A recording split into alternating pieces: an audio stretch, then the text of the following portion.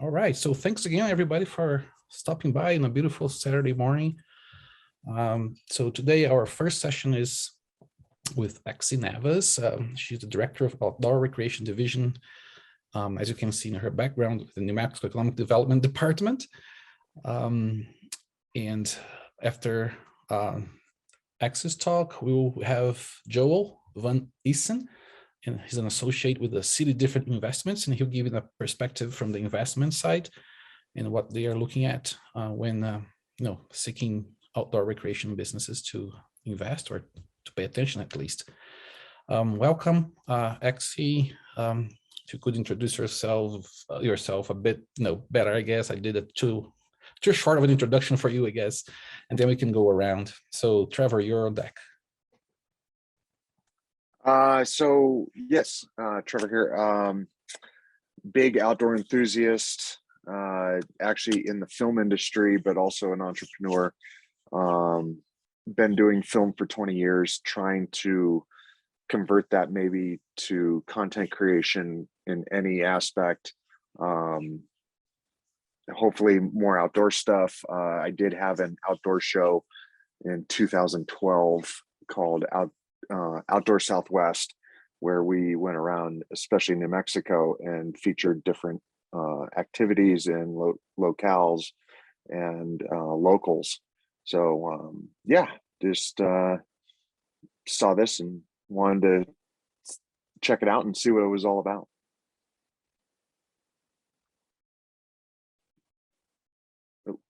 Thanks, Trevor. Appreciate. No, great. Yeah, I think you enjoy maybe coming back for our second program in January. I'll let you know the details about that. Jesse. Hi, good morning. My name is Jessie. I work for a nonprofit that focuses on health equity. So part of that is understanding how the environment and the world around us affects our health. And then, yeah, I'm also a trail runner and skier. And so just excited to be here and appreciated last week's session. Thank you. Thanks. Laura? Hello, good morning.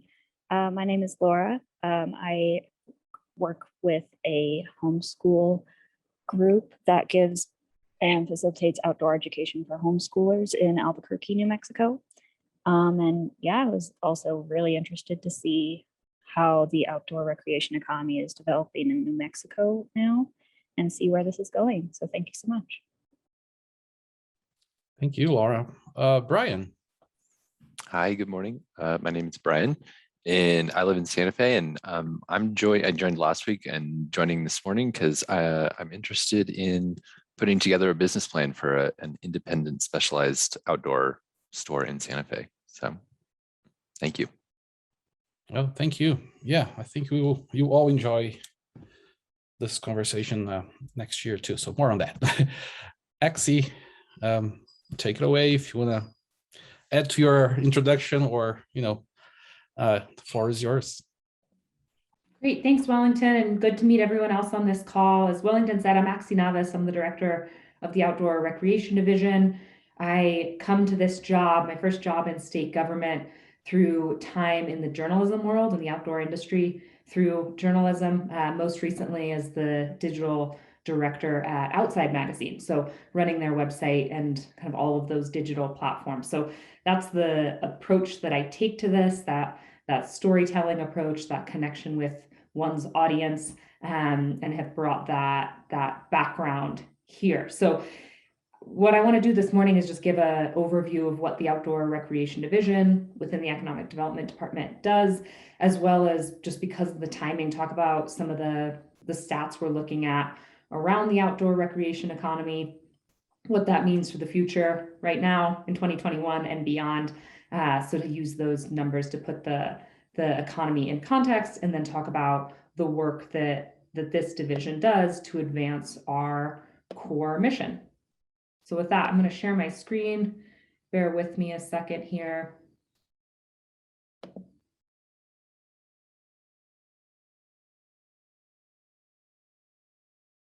Can everyone see that okay? Looks like I got some thumbs up. Great. So the New Mexico Outdoor Recreation Division, this is the mission, and it's intentionally broad, it's intentionally holistic. The Outdoor Recreation Division works to ensure that all New Mexicans gain from the public health, environmental, and economic benefits of sustainable outdoor recreation. And hopefully you'll come away from this hour this morning seeing the daily actions we take to advance each one of those umbrellas. So those stats that I mentioned, some of the big picture context, we rely on the US Bureau of Economic Analysis to come up with these numbers. It's the same third-party agency, the federal agency that comes up with all the United States' GDP numbers. So they're a good, reliable source in that they have no vested interest in growing the outdoor economy. They look at it as another one of their satellite accounts. And so while there are some challenges bringing these numbers to the state level, they're also a really interesting benchmark, and there's some interesting trends to be taken from them every year. So in 2020, which was, as we all know, a pretty anomalous year, New Mexico's outdoor economy contributed 1.9% or 1.9 billion, as it turned out, to state GDP, and it employed over 25,000 people, which is just about 3% of total employment. So I cite those stats to say that this is already a powerhouse in New Mexico. It employs many tens of thousands of people, and really how this office approaches it is trying to grow those numbers in a sustainable way that fundamentally follows the vision that our businesses in New Mexico have for what they want to see the outdoor economy look like. So this is what we're talking about when we talk about the outdoor recreation economy. Again, according to those BEA numbers, the Outdoor Recreation Division is really focused on that conventional sector that you see, the 32%. And this is for the country as a whole, not New Mexico specifically, but BEA is splitting the outdoor economy into these three buckets. Conventional is what most of us would probably think of. It's nature-based activities like skiing, hunting, camping, hiking, boating. And again, that's really what we're primarily focused on.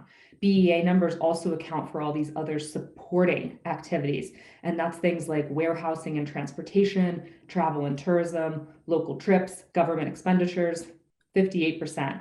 And then other is in some ways like the miscellaneous category for the Bureau of Economic Analysis that includes things like gardening and outdoor concerts. So this is kind of what I mean when I say that these numbers are a helpful benchmark, but there's also some challenges in how we approach it at the state level. Again, primarily because we're really focused on that 32%. That's what's so specific to the work in New Mexico.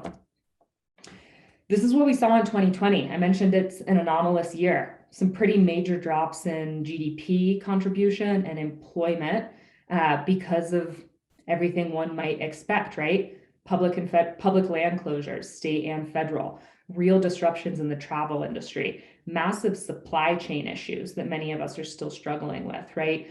Transportation and warehousing hurdles. And so this decline you saw primarily in that supporting sector that I just spoke about. So that's one of the challenges when you're looking at this broad take on the outdoor economy. When you have a year like 2020 and the pandemic, you're going to see how that number is affected because of all of those other auxiliary challenges that the country was facing as a whole. This isn't specific to New Mexico. As you can see, the United States' outdoor economy is also mapped here, and you can see how New Mexico and the US were basically on track with a pretty similar dip in 2020. So this is the challenging news that the outdoor economy went through in 2020. It's why our job is still to ensure that there's strong recovery and growth. And yet there's also some really interesting bright spots that I want to talk about. And again, we're talking about 2020, so there's a year-long lag, right? And we're already seeing some real growth in 2021, and especially in those conventional outdoor activities, again, the ones that I think we think of. In this case, pretty major gains in these activities listed here. RVing, boating, and fishing. Those are the two major contributors to the state outdoor economy right now. And both of them, in particular, boating and fishing, saw some huge jumps with many, many more fishing licenses taken out in 2020, many more RVs purchased, and many more RV trips in the state. And then you have the second tier here of these four other activities, ATVing, climbing, hiking, camping, bicycling, and recreational flying, those all also posted pretty substantial gains. It doesn't look like it so much with this particular graph, right? Because that y-axis is so large compared to some of the contributions of the smaller activities we're talking about here, like recreational flying. But they all, for the most part, posted about 10% growth year over year. So that's pretty major in a year where we saw some other real headwinds. And I think we're going to see that growth continue in 2021. We already are seeing it. We just don't have the BEA data to back it up yet. I think we're going to see it evidenced next year, and we're going to see that growth continue in 2022. So I give all this to say, A, these are the numbers that we look at as the Outdoor Recreation Division, and then B, hopefully do some table setting on the opportunities with these numbers, the challenges with it, and also some of the real takeaways you can piece out from the results of 2020. Actually, a quick question. What's in the recreational flying?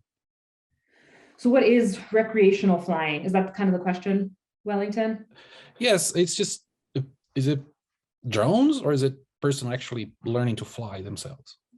No, for the most part, it's actually people with personal aircraft, small personal aircraft, pilots who are landing on, backcountry strips in New Mexico, which New Mexico actually has some phenomenal recreational flying opportunities. And we saw about 10% growth in that category. As you can see, it's way smaller than RVing, but it still posted pretty major gains. And that's what it is. It's people actually participating in it. Okay, thank you. But yeah, good question. Anyone else have other questions? I should say, feel free to stop me at any time. I would be happy to have this be a discussion, and certainly don't need to speak for an hour straight. Where would running fall into that? Would they be in like the climbing, hiking, camping?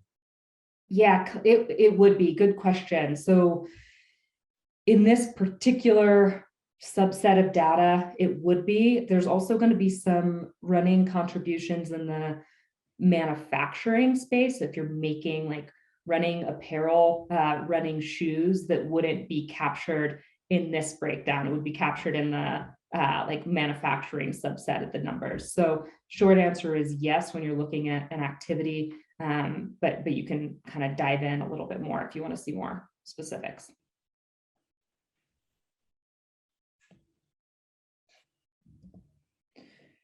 Okay, so that's kind of it for the 30,000 foot view, big picture table setting. Now I want to dive into how we break up the mission and then the work we do within each of those buckets. So again, we want to make sure all New Mexicans benefit from the outdoor recreation economy. One way we do this is with this bucket, economic and community development. This is more classic economic development. We're located in the economic development department, so we have a whole team who is helping us do this work. Some of that is business development.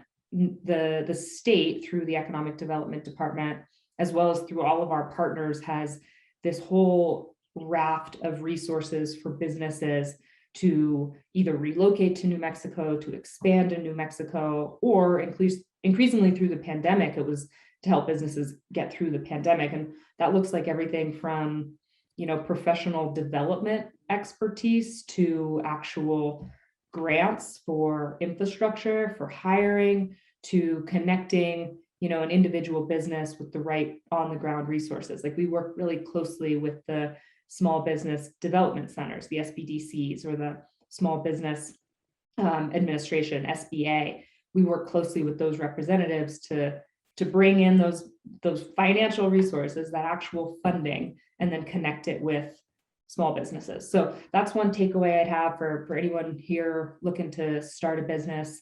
Happy to talk more about what that looks like. Depending on the category of business and where you're located, the menu of options is going to look a little bit different, but we always try and offer at least a few options to every single company that we work with. And that's a big part of what we do. The other part that dovetails with that's part of this professional development work is the outdoor recreation business incubators and accelerators that we've helped fund, including this work here. So excited to partner with UNM and see the great work that's coming from Wellington's leadership. In 2019, we started this program really focused on early stage outdoor businesses through an incubator program at 2 incubators. One of them was at San Juan College, another was run throughout the state in rural libraries through creative startups. And then this year, we continued it through accelerator programs, including this one, including New Mexico State University's program, which wrapped about a month and a half ago, I believe. And then Creative Startups is working with Sandoval County for a specific program in that county. So that's what that professional development looks like, trying to deploy some of these state resources to help businesses at all levels in New Mexico grow and realize their business dreams. This is some of the concrete results that we love to see. So you saw those numbers about how the pandemic had a substantial hit on the outdoor economy as a whole, and yet sectors like bicycling were way up, and we saw that play out in real time with bike companies either expanding in New Mexico or relocating to New Mexico for a whole host of reasons. Some of them were political, people who found themselves aligned with Governor Michelle Lujan's Grisham's administration, or because of all the trails that I'm sure folks on this call know and love. I certainly think that New Mexico has the best mountain biking and gravel grinding in the country. And I think that that is something that has captured a lot of founders' imaginations, and it's caused them to move to the state. So really exciting to work with some of these new companies. Another exciting company that we're working with, and we actually just awarded a $100,000 LEDA grant. I'll call it a grant for lack of a kind of a better term, but it's really a bespoke program that the state runs to help companies like Earth Traveler, a manufacturer in this case, expand their building, expand their infrastructure facilities, as well as hire. So their plan is to hire 23 people out of their Santa Fe manufacturing space in the next several years. Really awesome company at the very edge of the RV space, recreational vehicles, right? It's not necessarily what we think of when we say RV, but this would qualify under the BEA numbers. They're building really light teardrop trailers, 250 pounds dry weight that can be towed by a Fiat, let's say. So they're right there on the cutting edge of this technology, not only in New Mexico, but in the country and really the world as a whole. And they have seen explosive growth in demand for their product, where they're 23 months out from being able to deliver. You can see why the state thought this was a good investment and wants to make sure they get the resources they need to actually meet that demand. But I find it really exciting because it mirrors the type of growth we're seeing in the BEA numbers, right?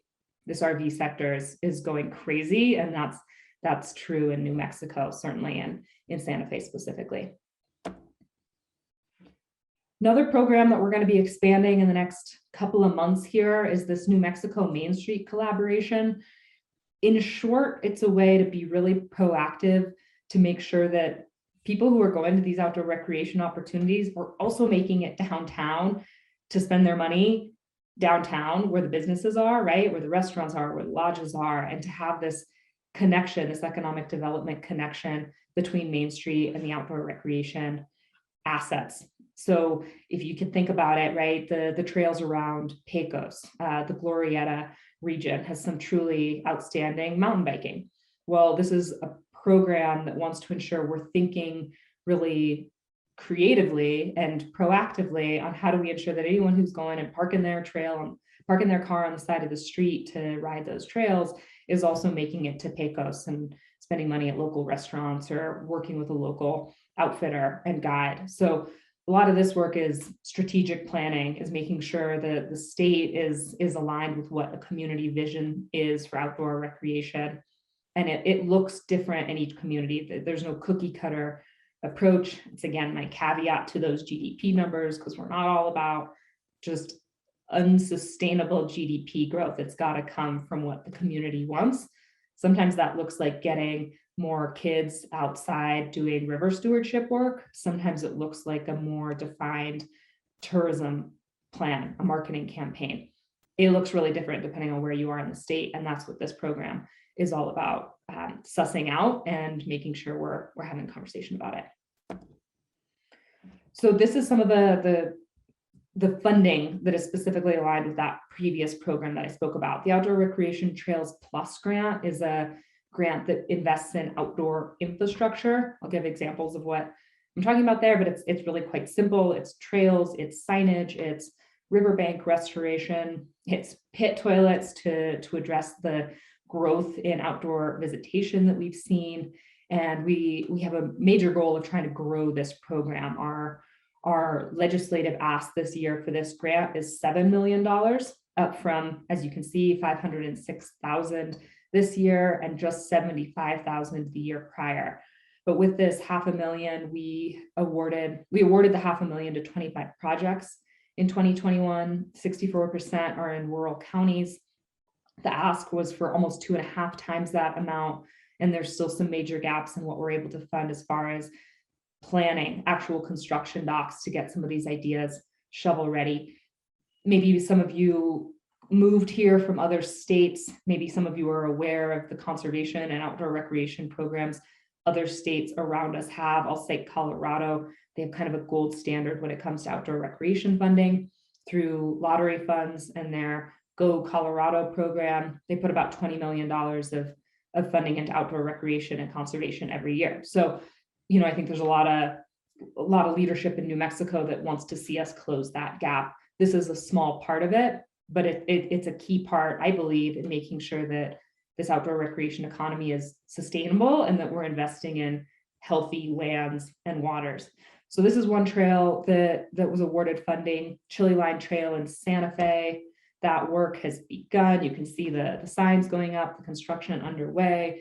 Really great program, right, for Santa Fe residents. I know I ride the La Tierra Trail system often, kind of throughout the year. It's a great break from work. It's great for commuters and just getting out there and feeling like you're pretty removed from the city, even though you're still so close to it. So great project from the Santa Fe Conservation Trust.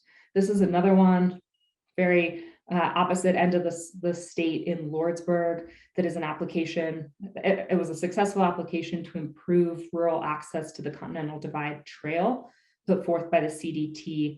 And what they're doing is repairing this fencing, actually improving access to the trail, preventing trespass onto private land. So there's a real private public land relationship here, making it easier for travelers to actually find where the trail is and find out how to get into some of the surrounding cities like Lordsburg and Deming.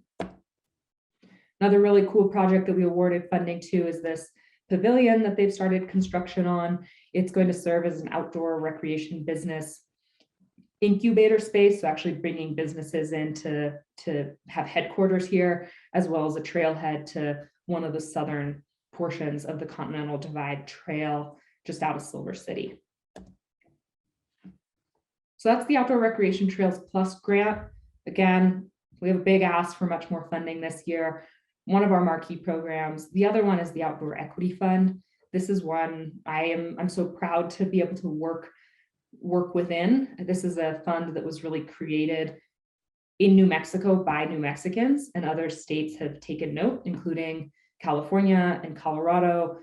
Now the US as a whole, who's actually looking, all these groups in these states and then in Congress in DC are looking at the legislation that was passed in New Mexico to create the Outdoor Equity Fund and copying it almost word for word. So pretty cool that New Mexico is just unequivocally in the lead here when it comes to equitable outdoor access. So what is it? It's a grant that invests in groups that are working on transformative outdoor recreation experiences for young people, specifically young people from low-income communities, recognizing that there's all sorts of barriers to accessing the outdoors and some of those sports that so many New Mexicans know and love. This past year, we awarded just shy of $900,000 to 57 applicants. And those applicants combined are going to reach 22,000 kids. That work has started.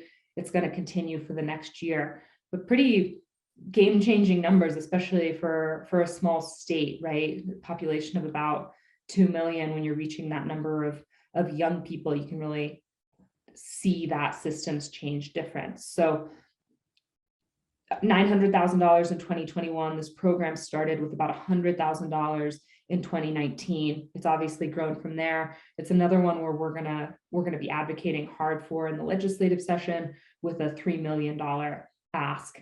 And so I called out a few programs here, in particular some Santa Fe ones, 7 in Santa Fe, including YouthWorks and Reunity Resources, but really they're all over the state, with at least more than half in rural communities.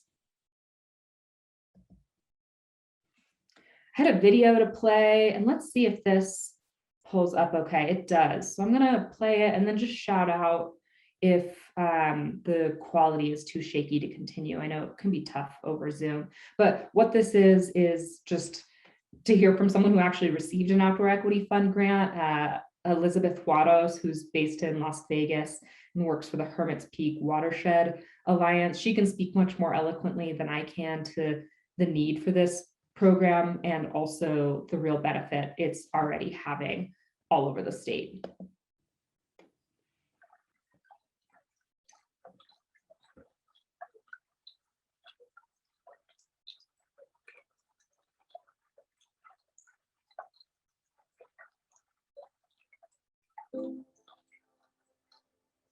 The Guyanus River, it's really just a creek, but it's the source of life. It's why Las Vegas is here. I grew up here in Las Vegas, New Mexico, ended up marrying the boy across the street, so I'm related to good half the town. Feel connected to the land and the people here, mostly because of all the outdoor experiences that I had growing up here. It's always my home. My husband grew up fishing with his family here, as I did, and we found fly fishing together when we were really young and first married in our early 20s. We got lucky enough to have the experience, and we want to share that. Fishing in general is already passed down in Hispanic communities. Having access to fly fishing, though, there seems to be a barrier, and we have about 3 times the poverty level of the nation here in Las Vegas. No, I don't know anyone that can afford a fly fishing trip. So I think there's something about having access to the gear and then the instruction. When we have equipment and we can show and we can fish right here and teach the simple techniques, then it breaks through that barrier, realizing that there's this fascinating world right in our backyard helps us all to feel more proud of it and then have more respect for it.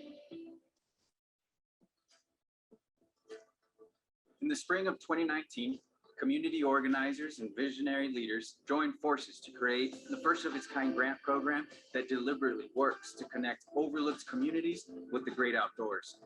2020 undoubtedly came with its challenges, and yet community organizations continued the important work to cultivate and create community. Thank you to the New Mexico Outdoor Equity Fund for empowering local organizations to continue the hard work of breaking down barriers and creating access for the next generation of New Mexicans.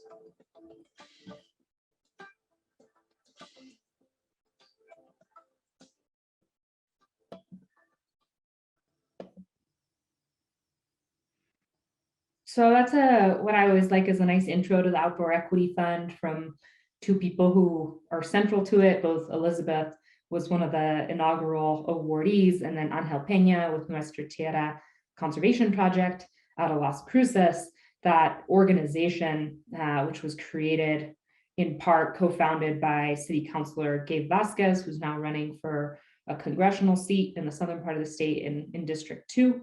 Is really the visionary behind it. So a lot of energy from the southern part of the state to create the Outdoor Equity Fund.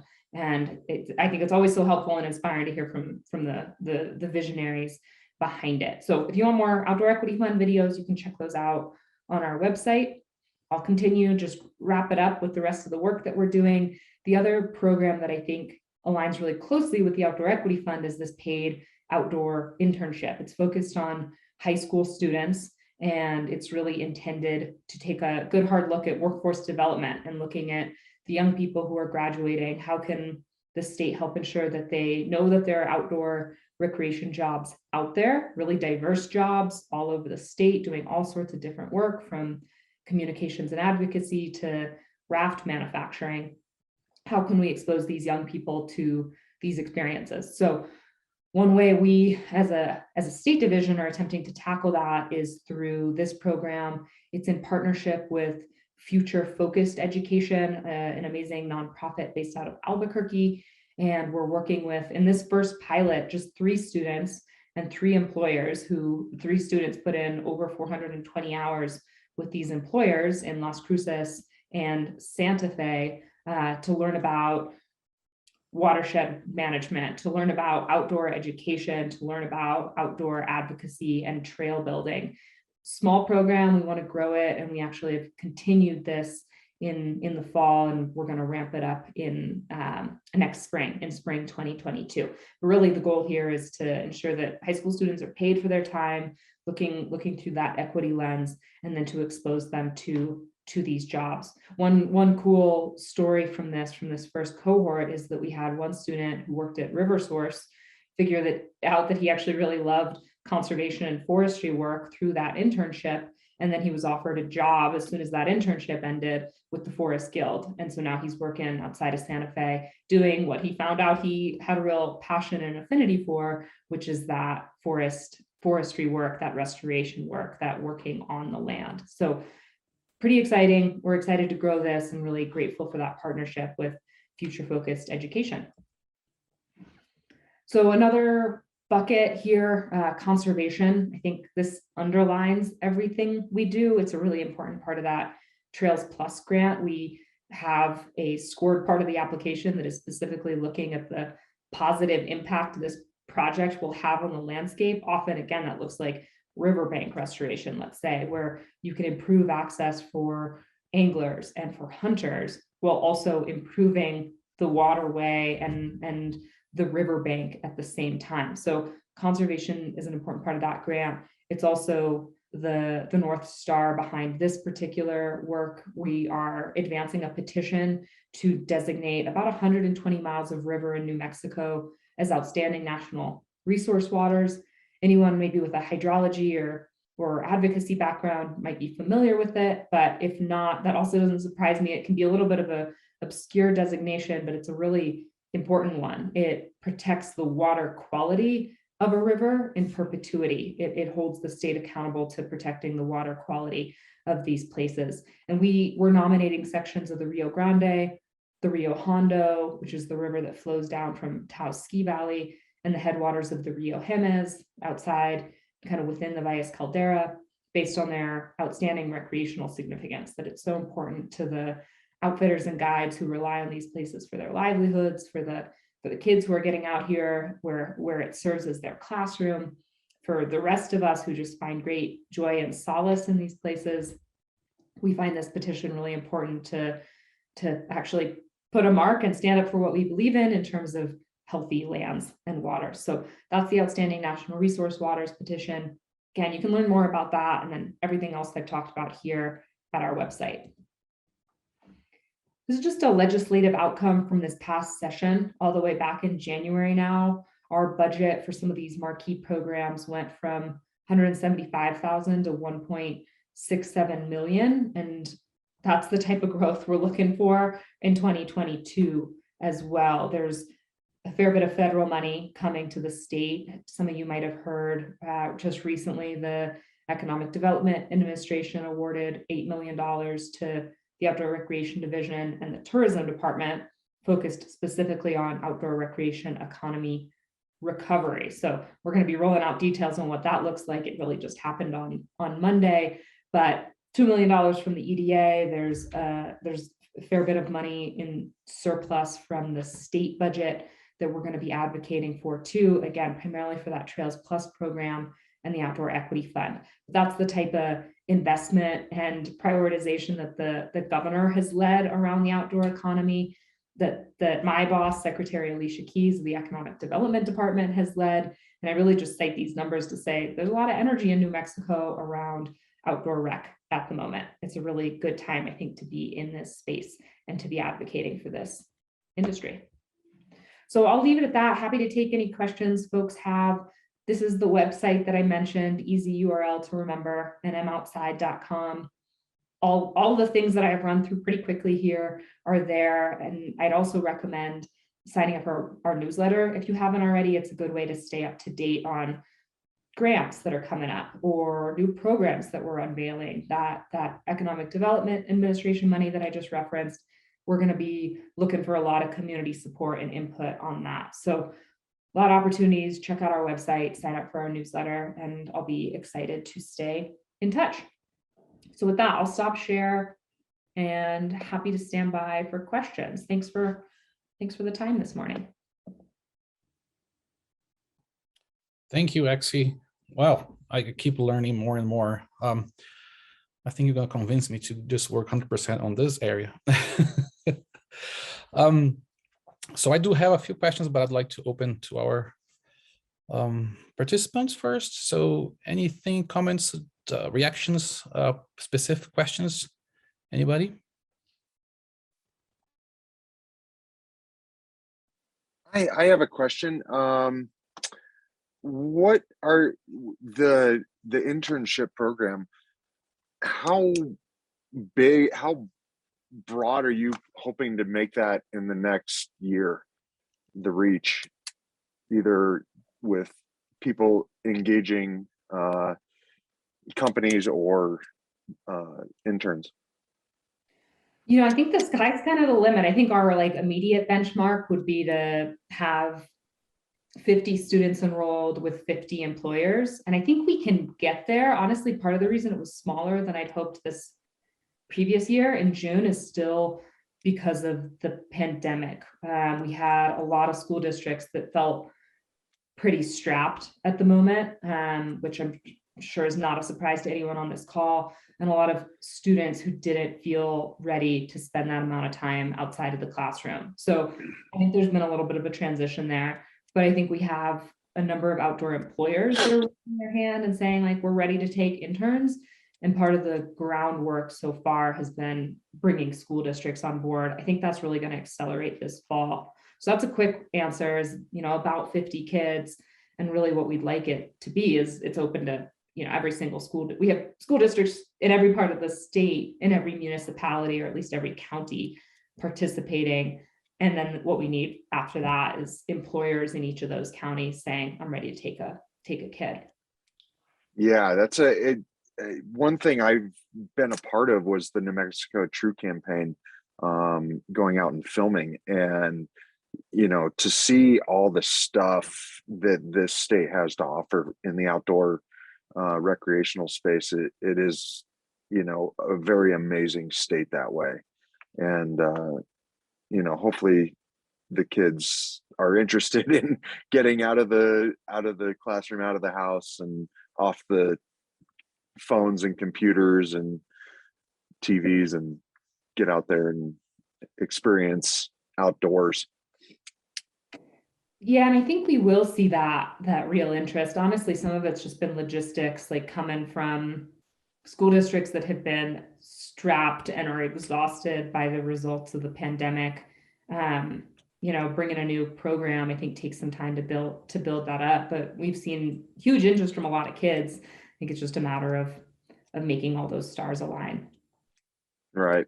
I would love to speak with you down the road, and you know, if there's any opportunities, you know, for needs of maybe transportation or other avenues that I can help out, I'd love to see if there's a possibility of fitting in, as I really am not per se in the outdoor space professionally, but have skills that could supplement everything you're doing, I think.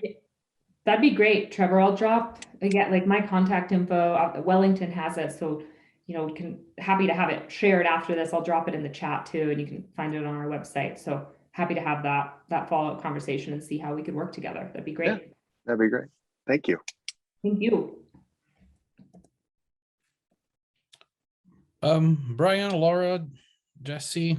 Oh, Joel's is here, joined us. Joel will be the next speaker. But in the meantime, anybody else, any comments, reactions? I know, so Axie mentioned this program here right now, being one of the recipients of the support of the division. And this is, I feel like this is just the warm up, just to get a sense of how people are looking at opening potential businesses in this area or have an idea for a business. And our program for January and February, which will be in partnership with Santa Fe Innovates, that will be the one that we're really going to focus on. But I think actually, if you could expand a little bit more, for example, Brian has an idea for a business. I think Brian will be a great participant in our next program, because it's really focused on ideation, or real early stage planning on it. We saw it when we saw this offered. We saw the one in January, so kind of already planning on it. So yeah, and so, but besides these incubator accelerator support, Axie, do you have any specific other ideas for example, someone goes through the ideation program that we offer, and then we offer a prize, for example, but what's next? Would be, do you think would be any resources towards those that are still in the ideation but have a much better idea and a greater potential in terms of support? Or is this something that like direct support, maybe not yet, from the state? It depends a little on the category. If you are starting a business in particularly the manufacturing space or in a rural community, so how the state in this case defines rural as 15,000 people or fewer, then you would likely qualify with like a little bit of an asterisk, because these state programs are all written into law and they have pretty stringent qualifications around them. But you would likely qualify for that LEDA grant, which I mentioned. That was what Earth Traveler, the teardrop trailer, just was awarded, that $100,000 to put into infrastructure. So you'd likely qualify for LEDA as well as JTIP. And that's another really helpful program, potentially even more helpful at the very early stages than LEDA for hiring people. What it does is it offsets a portion of payroll. Both of those, right, are investing taxpayer money into businesses in New Mexico. So the state's main goal there is to see jobs in New Mexico. That's the financial return the state wants to see. So if you are within either of those spectrums, if you're manufacturing, you're in a rural community, and you're hiring people, that's kind of like the tip of the spear. Those are two programs, again, you'd likely qualify for, that can help get cash flow in the door right off the bat. So when I talked about economic development, those are two programs we talk about often that we use to support businesses most directly. Happy to talk about that in more specifics. I think obviously in the outdoor rec space, you're going to have a lot of specialty retail. You're going to have service. You're going to have hospitality within lodging and restaurants that if they're in a community over 15,000 people, won't qualify for JTIP or LEDA. There are other programs they could qualify for, and we can talk about that menu, but those are kind of the two marquee ones. And I think sometimes it can lead to a real gap for outdoor recreation companies. So my short answer is happy to talk about the programs that are online now.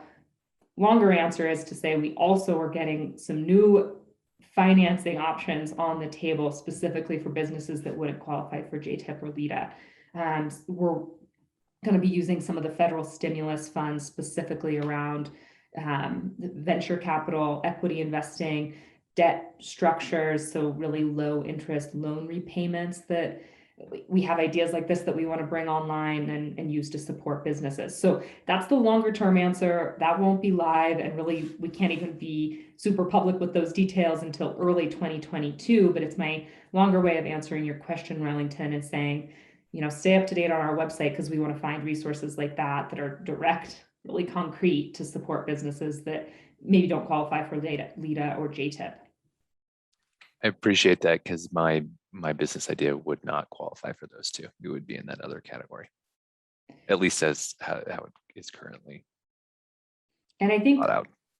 The state, I certainly recognize the state recognizes how important specialty retail is, or outfitting and guides to the outdoor economy. And there's just some gaps in what's directly available now. That's not to say there aren't resources, but the two ones we talk about that are most concrete and kind of easy to get going don't work for all outdoor rec companies. So that's where we're looking at again, yeah, that federal stimulus funding to look at other ways to bring in some of that low interest, easy to access capital to businesses that don't qualify. And again, realistically, that'll be 3 to 5 months before that's up and running. But what we're aiming for is winter 2022.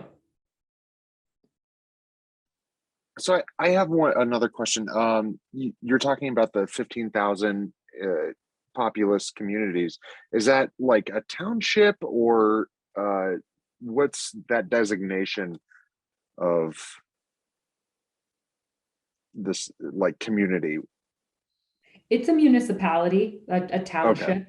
And you also still have to be outside of the borders of some of the major metropolitan areas, like one community like Tijeras outside of Albuquerque, fewer than 15,000 people, but I believe it's still within the Albuquerque kind of metropolitan area. So right. There's some like finesse with the maps there, but it is actually really specific and concrete. So if you have a community in mind, like happy to talk about whether that qualifies. Okay, cool. We have time for maybe one or a couple, two more easily. Anybody else? So I'd just like to oh, go ahead. Yes, please. Sorry, Yes. thank you. Go on, Laura. Thank you. Yes, I did have a question. You had mentioned that we can reach out to the Economic Development Department if we do have questions regarding ideas or business development. So is that just for financial resources or legal resources, or what else in entirety can it help us with? That's a great question. I'd say kind of all of the above. You're not going to be working directly with our team on legal expertise. Like, I think the Outdoor Rec Division team and even our regional representatives for economic development would quickly kind of be above our pay grade. But what we can do is connect you with resources that might be able to help you. And so often that looks like one-on-one conversations with like SBDC or the SBA, or there's often programs that are running through some of our sister departments or through the federal government that are specifically focused on, setting up an LLC and bringing in some of that legal expertise that relates specifically to your business. So happy to talk about that. It's like resources that we might not offer directly, but can connect you with the right people. Financing, we can offer directly, again, with some of those asterisks. And big picture is we're happy to, we're public servants, so we're really here to serve you. And I think if you have a question to say, how do I get in touch with a lawyer who specializes in X and Y, then we're here to make sure you're connected with that right person, be they in our department or elsewhere. Great, thank you so much. So to piggyback on that, I mean, the 25 people that registered for this introduction, I'll personally reach out to them. I know that between this today and last Saturday, I remember at least 8 people that have a business idea, early stage. So this is exactly the group that we're looking for. And I can't reinforce enough, register, sign up for the January, February session. We'll start promoting this week with the links and information, but it's set up for starting at the last week of January, and then it runs for 5 Saturdays. So it goes from, we have an idea, don't know what to do. So this is exactly the kind of topics we'll be covering too. And we will have a couple of special sessions, one in digital marketing. I'm going to invite a colleague here from Anderson to talk about that. And one thing that we did last time with Santa Fe Innovates, a couple of entrepreneurs were in this ideation stage and they need help to digital marketing, for example. So we paired them with our students. So undergraduate students know that we can pay through our New Mexico for Good program. So the company had basically an intern for a semester to do several things and free, right? So that's the benefit of our collaboration with Santa Fe Innovates too, and fueled by the support with the Outdoor Recreation Division. This is a good combination. So I call it still a pilot, but I see this going forward, especially when we get the things going next semester, where it's about ideation. But yeah, so that's my highlight. I'll remind everything I said here in my message to the participants this semester and in our promotional material coming up in a week or two from now. Any final comments, reactions? I think we are about time. Let's see. I would just say thank you, Axie, for providing this information. Yes, absolutely. Appreciate Axie, the support for our program, the support that you are giving us here, almost like in a one-on-one consulting session. Congrats on all the hard work you're doing. I think we have a great potential in this industry, and I know I'm around in helping in any way I can, and hopefully some of the people here will be in business a couple of years from now, and doing something positive for the state. So with that, let's see. I will let Axie go. We can go at any time now, and then I'll maybe about 5 minutes break. Then at 10 we come back, and Joel will join us. So yeah, that's it. Virtual applause for Axie, and thank you all. Yeah, please keep me in mind. Stay in touch. As Wellington said, a lot of the work that I do is really one-on-one, and there's no cookie cutter answer for what's going to work for any one business, and we're really here to help however we can. So stay in touch. Looking forward to seeing all of the businesses that come out of this. Some in the very short term are happening now, and maybe some in the longer term, but I'm really excited about it. So thank you for the time this morning.